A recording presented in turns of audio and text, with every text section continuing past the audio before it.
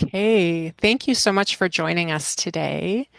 I'm hosting this conversation from Chibuktuk, which is otherwise known as Halifax, Nova Scotia, which is in Mi'kma'ki, the unceded and unsurrendered land of the Mi'kmaq, which is governed by the peace and friendship treaties. And I want to welcome you and thank you for being here from whichever land you're joining from. And for those of you who are not familiar with me, my name is Brooke Thorndycraft, and I started a company called Big Waves that specializes in making the work we do together to create change in the world feel better as we're doing it. Our focus is on relationships, and particularly in the areas of connection, collaboration, clarity, and conflict. And one of the things we do, which is a little bit different from most of a lot of the stuff we do, is this series. It's called Ripples and Rumbles, and it's about subversion. And the dictionary definition of subversion is to turn from below. And at Big Waves, we yearn to turn things, the things that are getting in the way of our collective liberation. And we think about subversion and we think about below as places that are hidden and unspoken, taken for granted, invisible, both inside ourselves and in our relationships and in the world. And last year, in the first Ripples and Rumbles series, we talked about subverting leadership. And it led us to want to go even deeper, more to the root of things. And one of the explorations that we're most energized by right now is an exploration of knowing and not knowing and its realms. And what kinds of knowing are prioritized and reproduced? What kinds are ignored or silenced? How are our efforts to transform affected by this? And this second round is a 5-part series, setting the stage first with Sofia Ortiz Hinojosa in a fascinating talk on epistemology and how we understand knowing and knowledge. And then we've talked about outsiderness and edge work with Kai Cheng Tom, and sensual and embodied knowing with Sage Hayes. And today in this second to last session, we're talking about imagination and disorientation. And we're going to close in our last session in March with a step back from knowing to just simply being. And so in this fourth conversation in Ripples and Rumbles, Subverting Knowing, we wanted to explore disorientation and imagination as a source of knowing. And before I introduce Amani, I just want to let you know a bit about participation. So we're recording this talk and eventually we'll be sharing it as part of the whole series. And because of this, we're asking participants to mostly stay muted, but you're very welcome to put any questions you might have for me or for Amani in the chat, and we'll respond to as many as we can toward the end of the conversation. And if you need technical help with anything, message Joanne Kerrigan, who is showing up on camera to wave, my co-waver at Big Waves, and she will support you as much as she's able to. So now I am very excited to have Amani Will here with us today to have this conversation with me. Amani, who uses pronouns he, they, and we, is a mixed media, augmented alternate reality fractal liberation collagist, an embodied, mindful, transgenerationally therapeutic creative liberation coach, counselor, and counsel for change makers in a changing world. And we honor, synthesize, and unpack cross-cultural information, innate wisdom, and soul retrieval to help dismantle internal and external systems of oppression and free up embodied, integrative, creative liberation. And Amani's main mediums are film, music, and inner equity coaching counsel. And Joanne and I met Amani through an amazing journey that they co-led back in 2021 called Decolonization for Dreamers. And when I was thinking about who to ask to speak about disorientation and imagination, I knew immediately that I would need to ask them to participate. So I'm going to, just to kick things off, I'm going to invite you all to take a moment to think of a time that you felt disoriented or lost. And what if we felt these experiences as an opening, a chance to see what's been unseen, wandering out of our familiar paths and patterns to let in the wildness and mystery and imagination. And we might find that we like to be turned around, that it revives a connection to ourselves and to ways of being that we didn't even know we'd misplaced. And so we're going to explore how less knowing and more wonder might actually bring unexpected and forgotten ways of understanding ourselves and of the world. So I want to say thank you so much, Amani, for being here. I'm very excited that you've agreed to join and have this conversation, and welcome. Hey, thanks for having me, y'all. I'm Yeah. really excited to get dis and reoriented with y'all a bunch. Dis and reoriented, totally. So I think of you as someone who has made a real ongoing practice of connecting to imagination. And I'm wondering if you could speak about that a little bit and tell us a bit about you and what's helped you to be able to really sort of be in that space of connection to imagination. Okay. Thank you for seeing me and my relationship to imagination and creativity and for amplifying it here. Really excited to explore this with y'all. Um, yeah, I love the way that you've laid out this whole arc of exploring knowing and like the study of knowing outsiderness as an essential part of where knowing lives and comes from or is fragmented. The embodied knowing for me as like a site of shifting the outsiderness, of creating actually an insiderness, whether there's an outsider insiderness at all. And I love that we're playing with disorientation here Mhm. now. And so much of my relationship to imagination is in relationship to outsiderness and to the need to be embodied, and to have an insiderness, and figuring that out. I love the word weird, which in its etymology is someone who is either in tune or in control of their own destiny. And to me, what that speaks to is when we are born into a world where there's not a template for us, when we are cast into, or when we cast ourselves or both into outsiderness, then we have to become intimate with what is for us and what is not actually. And we don't get to ride on top of a world that has been engineered for us. We have to figure out who are we? What is this world? Where do we fit? Where is our power to fit and to change the world so that we can fit and so that the world fits us? And so that's such a huge site of where my imagination comes from, is kind of looking around to what is resonant for me, because I was born into a world with a relative amount of disconnect, of harm, um, designed to imprison and extract from all of us, and especially those with bodies like mine. Um, and it also comes from a deep knowing of something. It makes me think when you ask us this question to sit in a time when we felt disoriented, kind of what defines the disorientation for me is a relationship of not knowing with what would be considered the objective, right? If we feel lost, there's something we know about ourselves and there's something we know about a trajectory that we're connected to and attached to, and we're somehow also not able to operate in. And so then there's this feeling of lost. We're not lost if we're standing in the middle of a meadow, not trying to go anywhere. We're lost if we're trying to get somewhere besides that meadow and we've got an idea about who we are and where we need to go.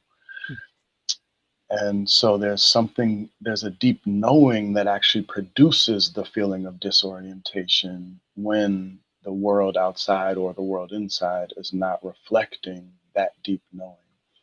And so there's this multi-pronged kind of deepening into uncovering of, and then deepening into some deep knowing of who I am, of what I'm here to do, of what is possible in this world, and what is possible between us and for all of us.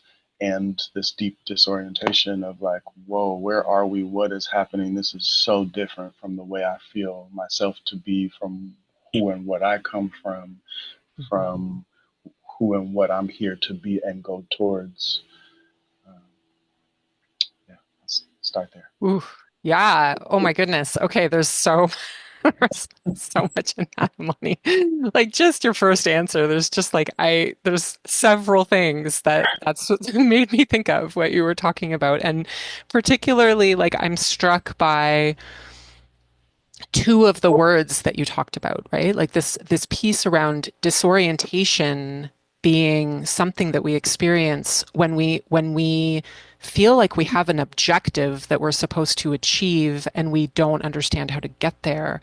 And that if we're just standing in a field, it's not actually disorienting, that it's the striving to be getting to a specific place that's that disorientation. And I'm really struck by that, and particularly in relation to what you're saying around outsiderness and how like a lot of those goals are actually just completely like they're setups, right? Like they're setups to not actually be able to reach them. And so I'm appreciating this sort of this idea of like sometimes when we're in disorientation, if it's not a disorientation that is helpful, maybe it's actually just like stopping and perceiving, right?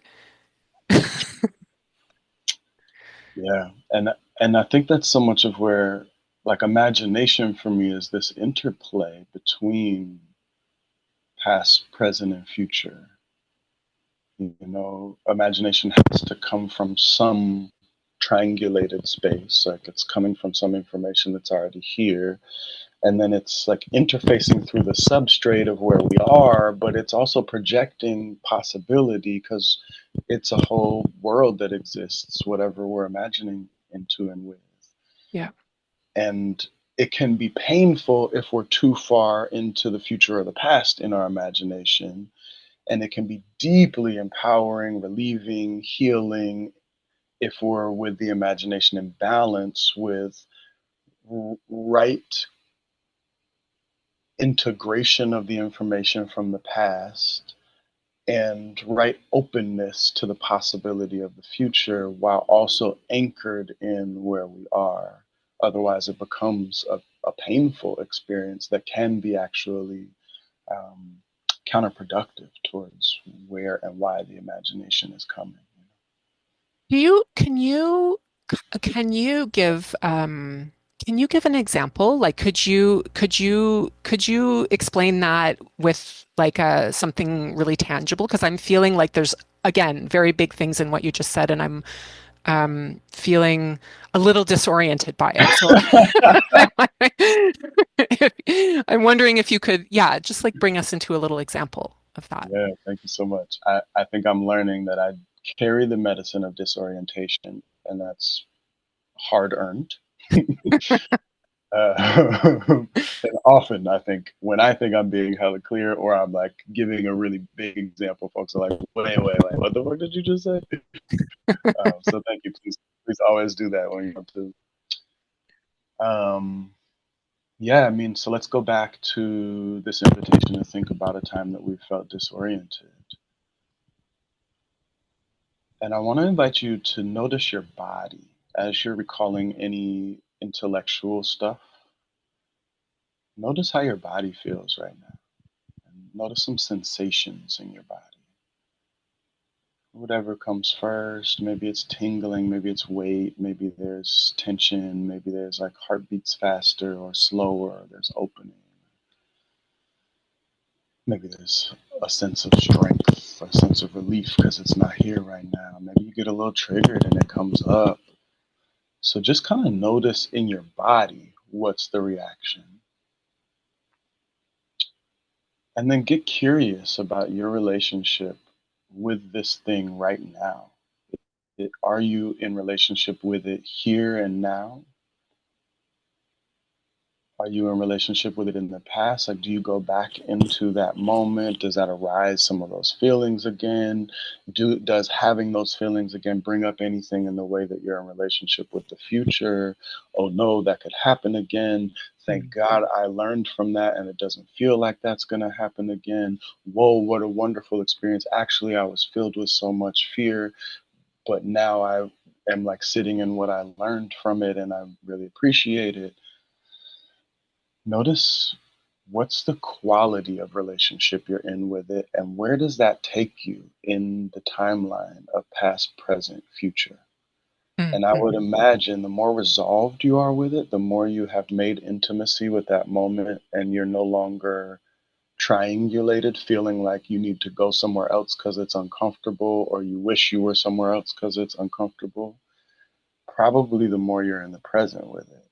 But the less resolved it is, you're going to be occupying a space of, I wish it wasn't like that, some kind of regret, some kind of stage of grief in the past with it, still not letting it go in the past and it kind of taking you into the past. Mhm. Or if your style is to deal with grief of the past or fear of the past into the future, then you might be more in the future of kind of creating some kind of vigilance around how you're going to protect against it. Mhm. Mhm. Yeah, okay, right. So I mean, really it's sort of this, it's like when we are remembering something and telling ourselves stories about something that happened, that is actually a form of imagining that past experience. And similarly, when we're projecting something into the future, either to protect ourselves or to try to create something or whatever it is, then this is sort of imagining into the future. But there's also like this relationship here and now with it. Yeah. Yeah, And for right. those of us who have somatic practices, who are doing deep work with ourselves in whatever ways, we're going to have more tools, and maybe we're going to be more inclined to be in a practice like this in a way that is working with it in the present moment. Yeah. And that's still imagination, right? Because for me, imagination is like the think tank of our inner world. Mhm. And so we can call on different council members of the think tank. I can call on fear, and fear is going to be with something that we're sourcing information from the past and projecting it into the future. And if I'm asking fear, fear is going to be focused on, like, remember that shit happened like that. From here, we're going to be in a protective stance and making sure that that shit doesn't happen into the future. Yeah. And if I call on like love and hope, then love and hope is going to be like, whoa, we learned so much and we got closer to ourselves, and that was hard. Let's take care of ourselves. And we're going to be projecting that into the future. Yeah. And so imagination is always this process of kind of calling on these different parts of us that are carrying, tracking, and thinking from different experiences that we've had and the stories and meanings we've made of them and projecting them into the future. And then the more we're anchored in the present moment, the less we're pulling from the past, Hmm. and the more we're pulling from the present. And because the present is becoming both past and future in each moment, we're also pulling from like this open space where everything is updating. This is like your computer just after you updated it in the present moment versus trying to run some new program on 10 operating systems ago from the past, projecting that into the future. There's so much more RAM, so much more capacity, so much more possibility when we're locating in openness at the point of confluence of it all and Hmm. receptivity here. And that's part of what the disorientation allows, is because it sits us on our butt and we're no longer like, yeah, yeah, I'm not asking questions, we need to get there. We're like, whoa, where are we, where are we going? And that's where Yeah. the most evolutionary stage of information is. Hmm. So, okay, so, so this is actually really interesting, getting a bit of a window into the way that your conceptualizing of things happens, because I've been following your work for a number of years. And you're doing all kinds of wonderful stuff right now around embodiment and ancestral work and rooting in the sacred and equity and all of these pieces. And it's always seemed to me, I met you through decolonization for dreamers. And the thing that drew me to that initially was a video that you put out as a sort of like, come join us sort of video. I'm going to bring the word weird back in because it was one, It was one of the weirdest videos I've ever seen, right? It was un like it blew my mind and I saw it and I was both Joanne and I were like, we must join this. And so we did, and that was the beginning of um an experience that I would say was deeply embedded in both disorientation and imagination. Like there were times when I was like, my whole body is shaking. I don't really know what's going on. What's even happening? And then there would be these like you would guide us through these practices and like it was quite an experience, right? Like it was a pretty deep experience with a group of people. And I'm wondering, if you could talk a little bit about and what felt important to you about creating sort of a like learning journey about decolonization as an imaginative and disorienting space for learning. Like relate that to decolonization. Yeah, thank you. Thank you for all of that. It's really beautiful to let that wash over me and to receive some of how your experience was in the container and the journey that we all created together. It's good. I mean, so let's see, where do we start with this? I come from a peoples who have learned to use humor and play and creativity as a resilience tool, coming from both the resilience tool and the like universal maintenance tool. Some of our indigenous ancestors, all of us, come from peoples who orient to the world and to selfhood as we're in a perfect balance, and our job is to maintain and praise the beauty. And that's what we're here to do. And that's so different than like you fucked up in being born, original sin, and the world is useless unless you as a man like do something with it that is like forcing it into something then different than what it's already doing against its will because its will is demonic. And herein lies infinite growth models and deep depression, and every single technological nation in the world is having sleep deficit on chronic illness level, creating epidemic levels, etc. And so much of the site of return for me and reclamation for me is the imagination, because that's where you know anything but that which comes directly from nature has been filtered through a human imagination um, in our world, and we're surrounded in such dense layers of the human imagination in the buildings we're living in and the systems that run those and power those buildings and the expectations and agreements we have to navigate the spaces that we're in and who we are. And it's through such a impoverished imagination that is creating so much pain. Uh, and so much of it is this return to the way that I think nature thinks, and a curiosity about like, is this the way that nature thinks? I don't think this doesn't seem to be what nature's up to. Cancer, that's the part of nature that's up to this, like us. So like, oh, okay, we got cancer mind state in our prevailing societies as humans right now. And our indigenous folks, we're like, look at the beauty. Let's make beauty. Let's praise beauty. Let's make sure we keep beauty. And so for me, imagination is the midwife and the child and the parents of beauty, and both of receiving it, of offering it, and of embodying it. The way we frame things is the way that we experience things. Who we story ourselves to be is who we practice into becoming, and who we have boundaries around being or not being. And so, as a child of 1980s Oakland, where the CIA and the FBI were bringing crack and drugs, and guns into our neighborhoods in order to destabilize the success we had had over the last 2 decades of creating sovereignty within our communities and health and resilience in our communities. Um, One of our main tools is humor and is creativity and is storytelling and is keeping an understanding of who we are through the way that we um, keep our creativity and keep our own story.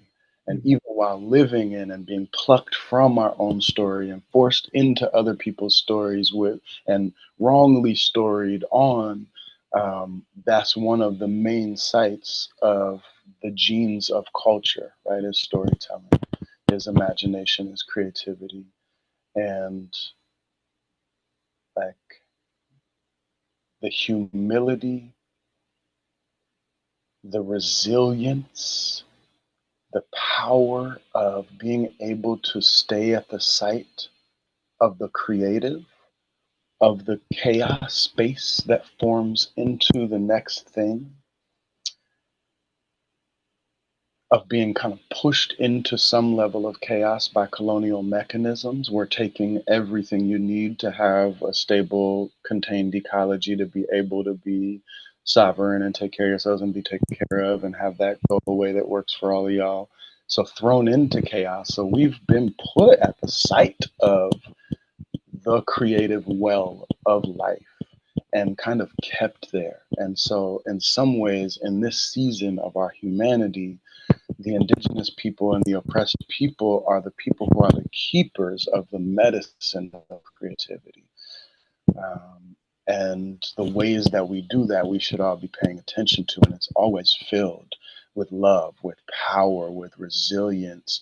It's always filled with humor. And it's always filled with earnestness and transparency, with pain, with all of the manifestations of pain as well. But when it's put into creativity, it's in the service of life and re-life instead of being funneled towards destruction, towards ourselves, towards each other. It's like we got to stay close to the source because the abstract sources are getting further from the source. And so to stay alive and to perpetuate the way of life that life wants itself, we must stay at this place of creativity to be resourced and resourcing. As the kind of resources are pulled out from under us, it becomes clearer and clearer that this is the seat that we got and where we got to stay anchored. Yeah. Yeah. Hmm. There's a lot to be with in what you just said. Yeah. Yeah. Thank you for that. Yeah. I love Um, that question. yeah, I mean, it was such a profound experience, like honestly. And, this is, I think, actually, before I say this, I just want to remind people that, if you are having questions bubbling up, please remember to put them in the chat because we will get to them. Um, and I don't want you to forget that you are very welcome to also ask questions. I'm sure that this is making things move. And yes. And Amani, there's one request just around the mic noise. If you can just be a little bit more a little bit more aware of that if possible. Um, Okay, thank yeah. you. Um, yeah.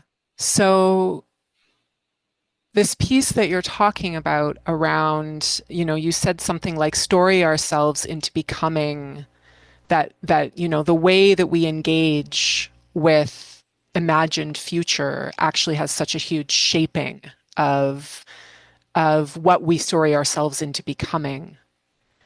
And I'm curious if you could even just say a little bit more about that. Like there's this story that's like this dominant story, and then there's so much more possibility, this beauty, this humor, this sort of the way that nature thinks. And, this is kind of maybe like, I guess I'm wondering if there's anything that you could share with folks around, um, like practical things around how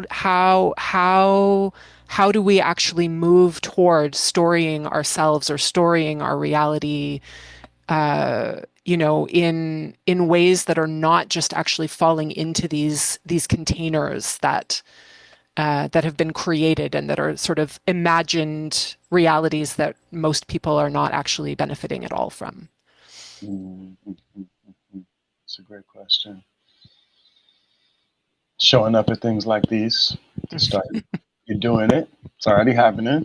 And I'm sure that if you hear it, so many other things are already happening that you're doing and allowing and supporting. Yeah, I mean, let's just start with like, can you feel your body right now? Mm. Can you feel the weight of your body resting on the earth right now?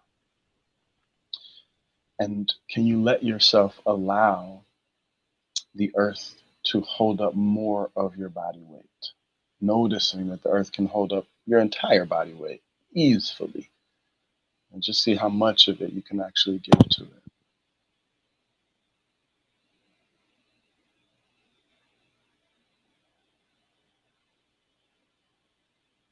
And just notice the impact of that little practice. So we're not alone. We are being entirely supported in some ways right now. And I have a teacher who reminds us that even on the back of a motorcycle, we can find silence. And so I invite you to also include, not to colonize your mind space right now, not to change anything. You don't need to get rid of anything. Just include with whatever else is going on silence. Notice that there is silence here too, even amidst whatever noise and information there is here too. And see if you can feel the emptiness of silence as you feel the fullness of the weight of your body held up entirely by the earth.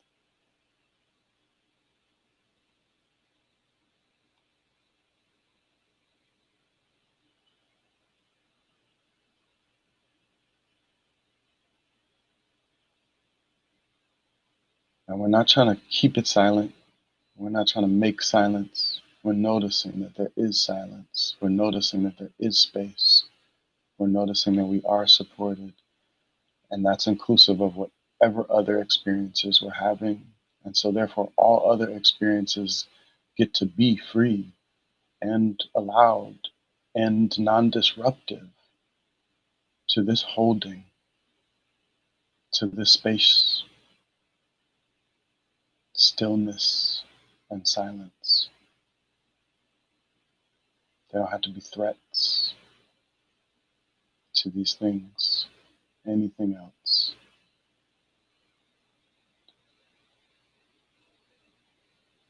And just see what it's like to practice allowing whatever else is happening while prioritizing with your imagination. Where are you paying attention? Where are you open to receiving information most?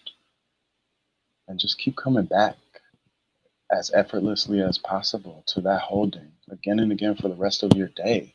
Notice the earth holding up your entire body weight and give a little bit more of it. While we're talking, while you're thinking, also connect to silence, to stillness, to emptiness.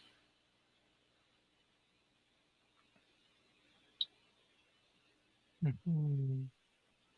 And I would say here is where we practice orienting so that we can welcome the inevitable disorientation of being human, of being in these times on earth, of being attuned to what we're attuned to. And this as a place to receive reorientation rather than going outside to look for or to force orientation when feeling disoriented or when needing to turn and find disorientation when the orientation is painful or out of integrity. And if there is pain, or discomfort, it's likely that there is an invitation and a possibility for a reorientation that will foundationally help with whatever other disorientation or tension you are experiencing. This is that field. This is surrendering to the field. This is recognizing that actually, if you're in a beautiful field, like take a fucking moment and enjoy that field, because whatever else is happening, that's gonna help. Yeah. Yeah, it's like I had this image of sort of like um it's not even imagining because it's there, but like imaging, bringing to image that relationship with Earth, that relationship that is actually, no matter how disoriented we might feel, is always solidly there. And when we can connect with that through imagining, through sensing, that's like, yeah, such a rooting. Yeah, Thank you for that. yeah. So I'm just going to pause really quickly before I move into asking some questions that are more about collective imagination. But just before we continue, I want to take a moment right now to ask Joanne to drop a couple of links in the chat. The first one is Amani's Inner Equity Coaching site for anyone who wants to learn more about them and their work. Um, and it's a tab that we definitely recommend keeping open. There's lots of beautiful work there. The other link that we'll offer is to the next and final conversation in this year's Ripples and Rumbles. We'll be talking with Sue Mertens, who's a teacher and a transpersonal counselor, an astrologist, an author, and many other things. And we'll be stepping back from knowing to being. So that's coming up on March 13th. And you can also sign up for our mailing list, which is also going to be dropped in the chat to learn about all of our upcoming events and offerings at the third link in the chat. So now I'm going to return us to this conversation.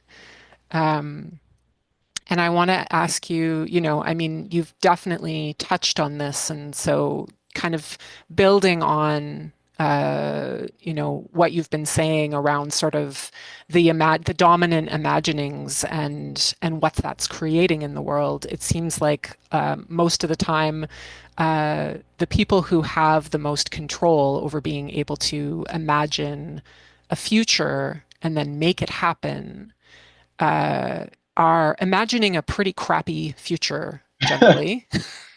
It's not a future that I think most of us really desire.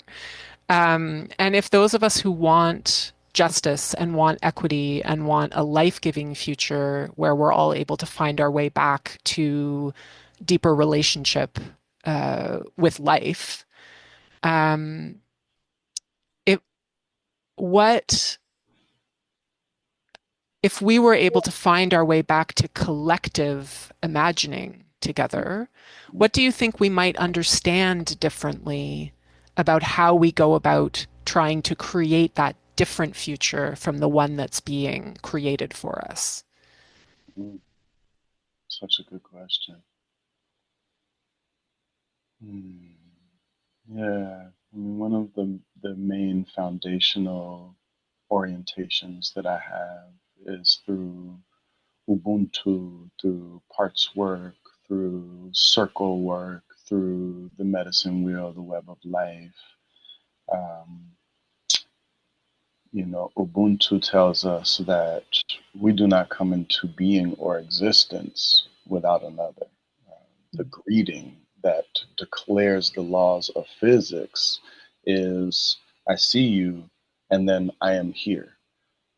There is no here and there is no me without a you in that teaching. And parts work teaches us that every part of us and each expression is speaking to a secret need that is essential for the ecology. Anger is here to protect us and create boundaries and prevent or repair a harm. Grief is here to help us let go, is a sign that there is transformation happening and that there is care needed for the steps of that transformation. Um, You know, it's all love in the heart of it. And it's a part of us with a piece of information that is coming from the heart of love, trying to care for what it's tracking from its own perspective. And so for me, that's, we do that, that changes everything.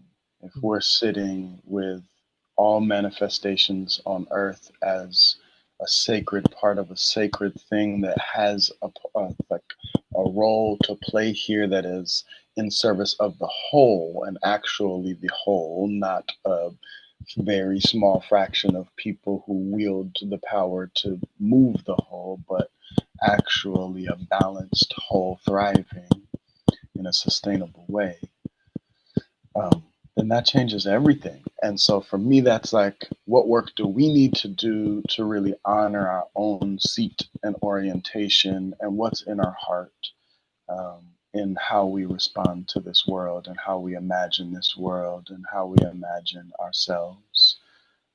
And then the more that we're doing that work to really be devotees and disciples of our sacred selves in a sacred container, then the more naturally we're going to be able to apply that, to receive that in and from others, right? So the more that we're working on identifying our own sacred belonging here, and then triangulating that with everything else's sacred belonging and receiving from our growing seat in sacred belonging others in their sacred belonging, and moving with curiosity and humility. I got mine, you got yours. I don't understand the big picture. How is what you're bringing and showing me a part of it?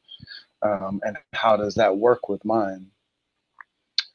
Um, that's going to do some huge things. And I watch that work magic in my relationships, my partnerships, my friendships, in my business and career, and those that I'm serving and supporting community with, and those who I'm serving and supporting, and they serve and support me because I'm sat in that way. I get their sacred peace while I'm supporting them with.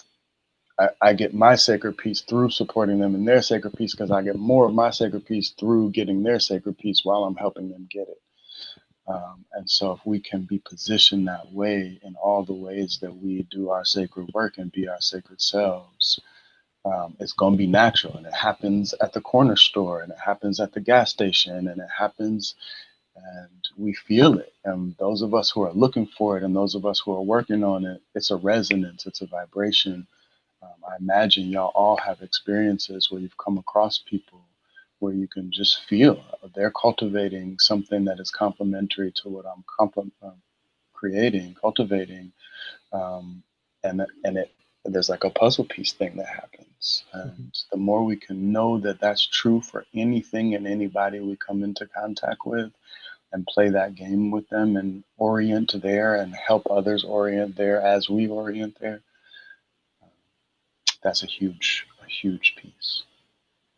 Your practice, for you personally, how far does that extend? Right? Like, I mean, when I think about how people are showing up a lot of the time in the world, people like it's it's possible to know or be able to imagine that imagine someone's sacred self, but people are not, we're not always showing that to each other, or we're not always living that, and we're not always, and it feels like the more fear there is and the more crisis there is, even just thinking about all the like political things that are happening in the world right now, Okay. the more people clench to the parts of themselves that are not really open to the sacred or to this sense of relationship. Or and so how far, from your perspective, for your practice, how far do you take that? Yeah, that's a really good question and a really important question. And continuing with parts work as an example, I practice love and compassion with anger in me. And I have boundaries with the way that anger gets to express in me. I do not use my body to hurt other bodies. And that's a boundary that I have for my own anger. And that's really important.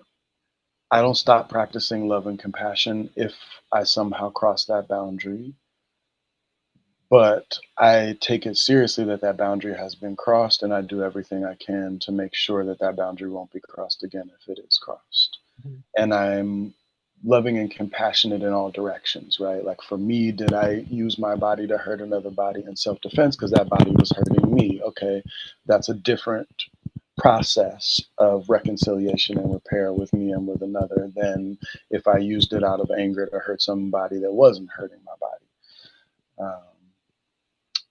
And so there's like the orientation of always practicing because that's then what I'm going to experience. If I'm sitting here hating Netanyahu today, who acted up in the last 24 hours in some ways that we really didn't want him to. Last 24 hours. I mean, you know, we, Last. Yes, last anyway. his whole Yeah. lifetime. Yeah. You know, I just mean there was a little moment of like, maybe, Yeah. okay, no, you just gonna keep going, huh? Yeah. Um, how do okay, so let's see. So then there's like honoring the fact that we're not saying everybody gets carte blanche to do whatever they're doing. Yeah. But the difference for me personally and for those around me when I am working with Netanyahu in this example from a place of deep hatred, that's much worse for me and for everybody around me than if I'm working with a Netanyahu from a place of love and compassion for the hatred that I'm experiencing, so that I'm actually turning towards the part of me that's in pain, who has the tendency to turn towards the thing that we think is causing the pain, right? So, first, tend to ourselves where there is pain in response to something happening outside of ourselves, and make sure we're focused there, right?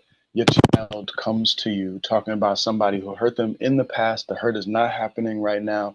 The most important thing you could do is hold that child and make sure they know they're okay now with you, and you're there to support them, Mhm. not ignore the fact that they came to you crying and go leave the house and attack the person who hurt them if that's not an immediate threat right now, right? You're going Yeah. to miss your child and you're going to create more harm. So that's the same thing for us, Mhm. attending to ourselves. And then what we got as we tend to ourselves is what we got. So we don't need to hurt ourselves to feel compassion for somebody who is causing so much pain. But the where the boundary is of the praxis is if there's pain, we heal it in ourselves. And as much as we can, turn the focus there and then let whatever other responses emerge from a more resourced self because we've changed the dynamic in the way that we're responding to it by offering a different dynamic to ourselves first so that we're living in a different dynamic that we can then give more of. Mhm. Mm. Um, Awesome. yeah. There's a question in the chat that I want to make sure to come to, which seems like it relates to some of what we're talking about. How do you dance the line between surrendering and imagining, intending and observing, imposing will versus setting a vision? And how might we amend the definition of collective in an age of division? So, Mm. big question. Will you say the two words put together, that list again one more time? Yeah. Dancing the line between surrendering and imagining, intending and observing, imposing will versus setting a vision. And how might Yeah. we amend the definition of collective in an age of division? Yes. Okay, so I just reheard this thing this morning. Willpower is not a genie. And so there's something about these questions where it feels like part of the question is like action and receptivity. And I want to invite the practice and the possibility and the challenge to y'all that imagination does not come from will. that,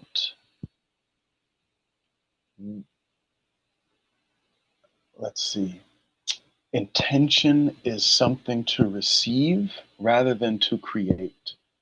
Mm. I'll say it that way. So I would invite part of the decolonization is releasing this hyperhuman center, this hyper masculine center, this hyper light center, this hyper doing centered way of experiencing ourselves in the world. And I think there's a way that we've been trained that thinking is an action, is like something you've got to do and create. Um, that knowing is that as well. There's all these kind of military overlays on the ways we're supposed to be with ourselves, right? Like even the idea that the self, that the mind is in the brain, and even the idea that the mind, the way you choose to think, is supposed to control every other experience you have as a being, right? That is fucking colonial violence. To think that because I can think it, I'm supposed to, like, the rest of me is supposed to bow down to it, right? And through that way of thinking, we get confused and we think that the head is producing the thoughts. We're not even producing ourselves. We come from all the things that our parents ate and all the lands that grew those things and all the hands that tended those things that were growing, that then delivered those things to those bodies, that then received the seeds that then made us, and then we continued that process, right? So like, where is this one thing that's creating and doing the doing through all of that? I don't see it and can't pick it apart. And so I think a lot of my answer to this question really is like, it's the same thing.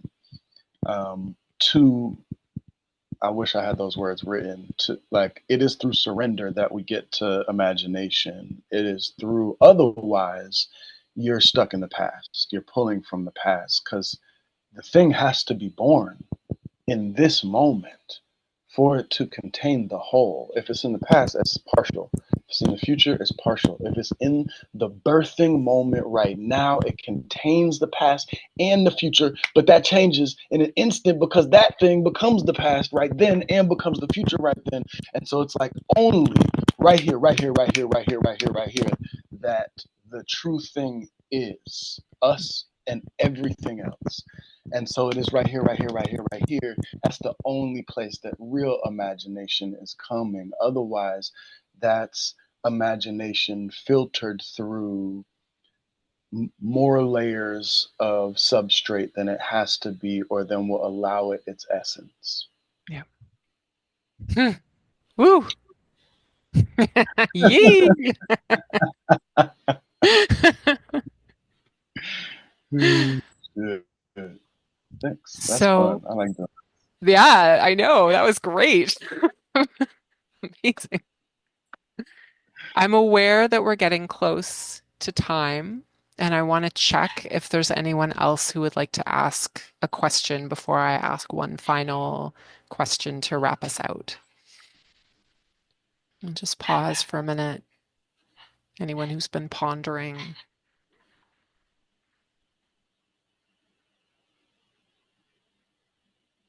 I don't know if you can all hear my dogs.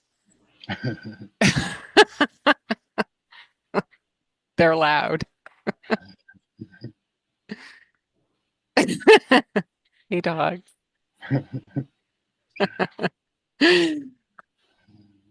Um, okay.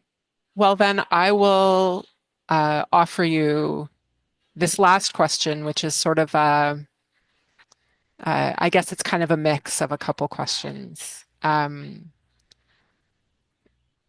I'm wondering what's inspiring you or really sparking your imagination these days, and connected to that, is there anything you want to share about things that's coming up for you next? Thank you. Um, yeah, I mean, in this moment, I feel very inspired by those of us whose role it is to live in and bring disorientation, and the privilege and the high cost of that, and the exquisite revolutionary beauty of that. And so for me, part of what I'm receiving right now is like, oh, this is a time of huge disorientation. Oh, actually, that's kind of exciting for folks like us. Okay, a bunch of people are getting knocked loose from their strongholds in the bullshit right now Hmm. in hard ass, devastating ways. And it's happening.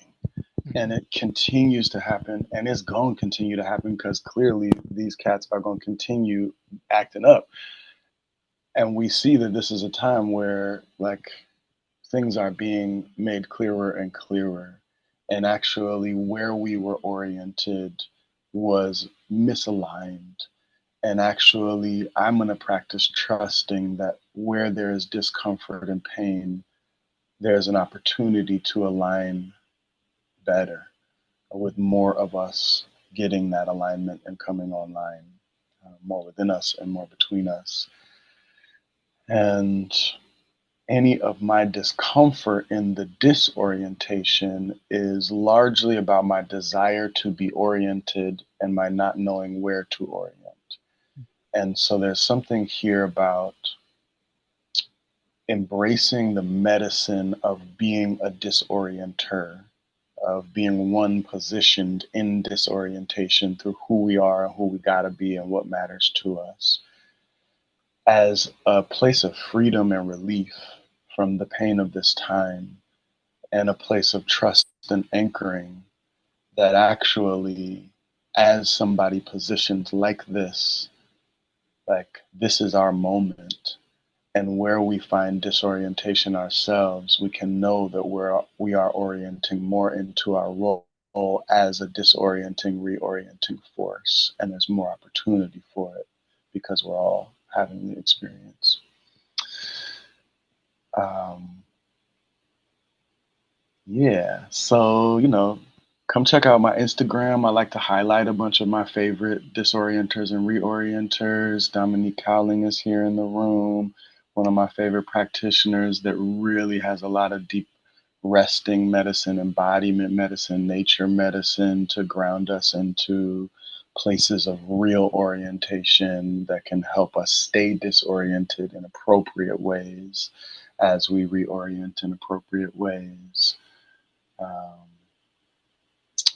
I just dropped a book that is kind of my moment to moment disoriented, reorienting practice. One of my practices is like making infographics on Canva when I'm feeling disoriented in ways that help me reorient. That's like, this is your practice right now. So let me make an infographic about it and ground it in.